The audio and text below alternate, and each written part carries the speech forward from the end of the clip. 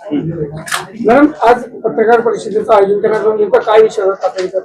आज आपला जो विषय होता मोहाडी गट नंबर 60 ही शिरसोली रस्त्यावरची जी जागा आहे त्याचा जो विषय होता तो अतिक्रमण आहे. आम्ही काल तिथे पाठवलेलं होतं, पण आम्ही अतिक्रमण करायला तिथे पाठवलं नव्हतं. तिथे हे आम्ही कंपाऊंड वॉलचं आरक्षण हे केलेलं होतं, म्हणजे त्याचं एस्टिमेट काढलं होतं आणि कंपाऊंड वॉलसाठी स्वच्छतेसाठी मी तिथे पाठवलं होतं.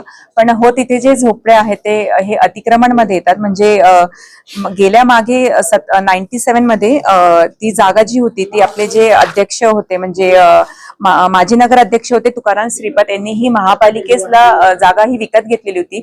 आणि तुम्ही 97 पासून बघाल तर 2011 पर्यंत तिथे अटलांटाचं कंपनीचं क्रशर तिथे होतं. त्या जागी तिथे ते काम होत होतं क्रशरचं.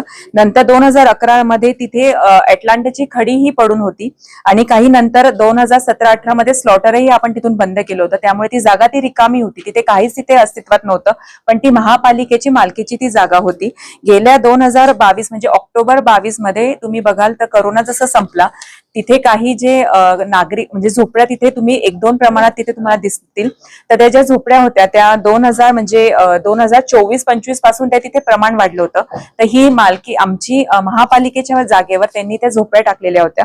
ही जे होते तांबापुरातले जे काही लोक होते त्यांना तिथे ते अस्तित्वात होते, पण त्यांनी त्यांच्या जागा तिथून विकून त्यात इथे अस्तित्वात असं म्हणजे मला ऐकण्यात आलंय की 5,000 रुपये घेऊन त्यांनी त्या झोपड्या एक 5,000 रुपये मध्ये एक झोपडी तिथे टाकली होती.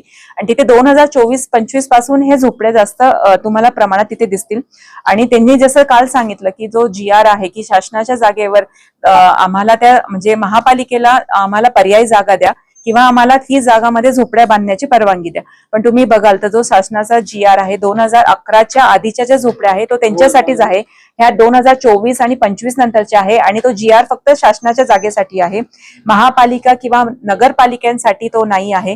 त्यामुळे हे ज्या झोपड्या आहे आमच्या जागेवर त्या अतिक्रमण मध्येच आहे. त्यामुळे त्या काढण्यात याव्या. आणि लोकांनी आम्हाला इथे बसवलेलं आहे हे महापालिकेच्या जागा वाचवण्यासाठी बसवलेलं आहे. आणि तुम्ही बघाल तर महापालिकेच्या जागी आता पहिले खूपच कमी आहे, म्हणजे ओपन स्पेस आम्हाला नाहीच आहे, काही रेव्हेन्यू आम्हाला तिथून मिळत नाही आहे.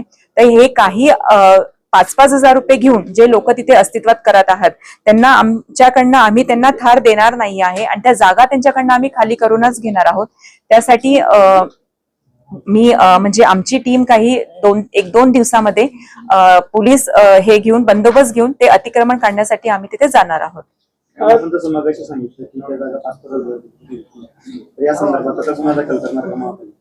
जसं मी आयुक्त साहेबांना ते आदेश देणार आहेत की त्याचा शोध घ्यावा की 5-5 हजारात खरंच त्या जागा विकल्या गेल्या आहेत का, आणि अगर गेल्या असतील तर त्यांच्यावर गुन्हा दाखल करण्यात यावा. तिथल्या आदिवासी बांधवांनी माध्यमांशी बोलताना असं सांगितलं होतं की ज्यावेळेस त्यांना निवडणुकीपूर्वी शब्द दिला गेला होता आपल्याच काही नगरसेवकांकडून की आपण मतदान करा, आपल्याला इथेच पुनर्स्थापित करण्यात येईल. नाही, मी जसं सांगितलं की हे जे रहिवासी आहे तांबापुरामधलेच रहिवासी आहे आणि त्यांचं तुम्ही बघाल तर त्यांनी मतदान यादीतही त्यांची नोंदणी आहे आणि त्यांनी तिथलंच इलेक्शन ह्या वर्षी तिथे राहूनच इलेक्शन केलेलं आहे. त्यामुळे त्यांनी जे सांगितलं ते त्यांना माहिती की त्यांना कोणी सांगितलं, त्याचं आमच्याशी काही हे नाहीये. महापालिका म्हणून ती अतिक्रमणच आहे, त्यामुळे ते तिथलं काढलं जाईल. उदय पाटील ज्यावेळेस तिथे आले होते, गोसाई साहेब आले होते, त्यानंतर त्यांनी असं सांगितलं होतं की आम्ही चर्चा करणार आहे, आपल्यासोबत एक बैठक घेण्यात येईल, आयुक्तांसोबत आणि जिल्हाधिकाऱ्यांसोबत या संदर्भात बैठक घेण्यात येईल. तर तशी काही चर्चा झाली? बैठक घेण्याचा मुद्दाच मला वाटतं येत नाही, कारण की तो जो GR होता 2011च्या आधीचे जे होते त्यांनी रहिवासी आहे त्यांच्यासाठी ते आहे की त्यांना पर्यायी जागा किंवा ती जागा देण्यात यावी. हे जे आहे ते बसलेले त्यांनी 2024-25 पासून तिथे आलेले आहेत. त्यामुळे तो बसून डिस्कस करण्याचा मला वाटतं काही विषय येत नाही. आणि तेही शासनाच्या जागा, ही महापालिका आणि नगरपालिकेच्या जागेसाठी तो GR नाही आहे. त्यामुळे चर्चा करण्याचा मला वाटतं महापौर म्हणून काही तिथे काही दिसत नाहीये. त्यामुळे अतिक्रमण आहे ते अतिक्रमण काढलं जाईल.